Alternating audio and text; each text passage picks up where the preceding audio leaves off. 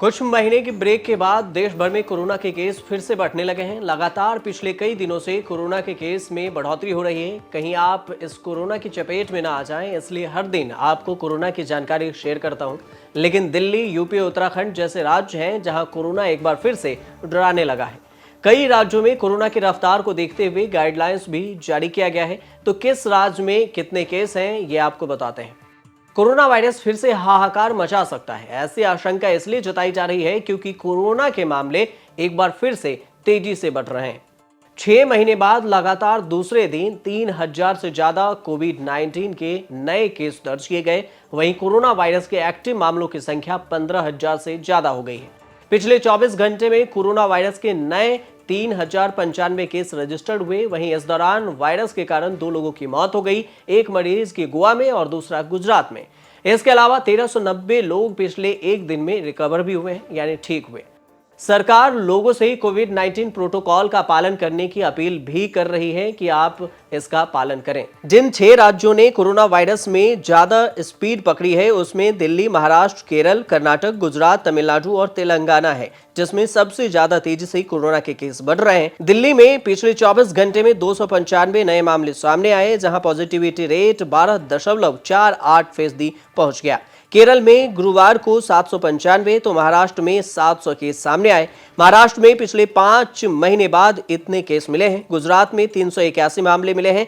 केरल और महाराष्ट्र में सबसे ज्यादा एक्टिव केस हैं। केरल में 3,852, महाराष्ट्र में 3,016 केस दर्ज हैं और गुजरात में 2,247, कर्नाटक में 1037, दिल्ली में 992 और हिमाचल में 798, तमिलनाडु में 726 एक्टिव केस हैं। खासकर राष्ट्रीय राजधानी दिल्ली की बात करें तो पिछले कुछ दिनों में कोरोना के मामलों में तेजी आई है। यहां संक्रमण दर 10% के पार पहुंच गई है। दिल्ली में 29 मार्च को 300 नए मामले सामने आए।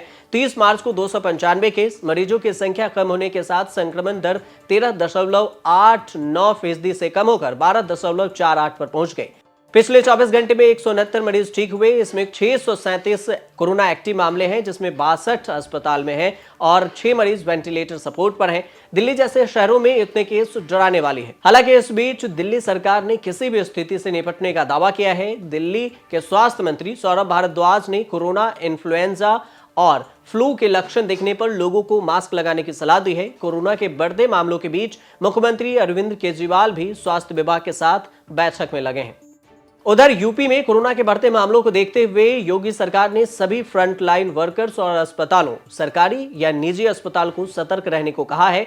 साथ ही सभी जनपद में रेस्पिरेटरी ट्रैक्ट इन्फेक्शन यानी आरटीपीआई, इन्फ्लुएंजा लाइफ इनलेस और सीवियर एक्यूट रेस्पिरेटरी इन्फेक्शन के मामलों को निगरानी से जांच करने की बात कही गई है। कोरोना प्रोटोकॉल पालन करने की भी बात कही गई है। देश में कितने कोरोना मरीज रिकवर हुए और कितने एक्टिव हैं, इसकी बात करें तो कोरोना का रिकवरी रेट अभी भारत में 98.78% है। पिछले 24 घंटे में कोरोना वायरस से 1,390 मरीज रिकवर हुए। वहीं कोरोना से रिकवर हुए मरीजों की संख्या 4,41,069 से ज्यादा है। हालांकि 3,000 ज्यादा मामले भी दर्ज एक दिन में हुए हैं।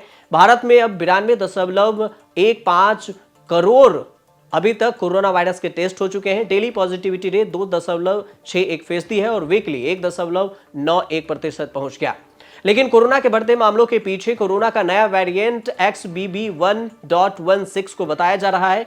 ये कोरोना के ओमिक्रॉन से निकला हुआ वेरिएंट है, जिसके बारे में कहा जा रहा है कि ये सबसे तेजी से लोगों को संक्रमित करता है। आपको याद होगा कि ओमिक्रॉन के कारण ही भारत में कोरोना की दूसरी लहर आई थी। एक्सपर्ट देश में कोरोना के बढ़ते हुए मामलों के पीछे कोरोना का नया वेरिएंट सब वेरिएंट XBB.1.16 को ही मानते हैं और समझते हैं कि इसके कारण ही भविष्य में नई लहर की संभावना बढ़ सकती है।